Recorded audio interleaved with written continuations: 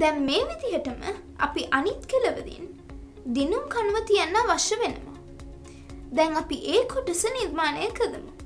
මම නැවතත් Sprites click කරනවා. දැන් Make new Sprite add block එක මේ විදිහට drag කරනවා. දැන් පුංචි තලේ ක්ලික් කරලා දිනුම් කණුව තේරුවා.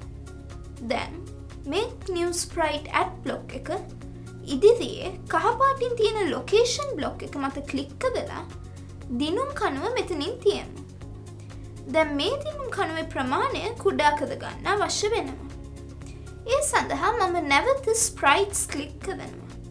දැන් Set size to block එක මේ විදිහට drag කරනවා. දැන් මේ පුංචි තලේ ක්ලික් කරලා දිනුම් කණුව තේරුවා.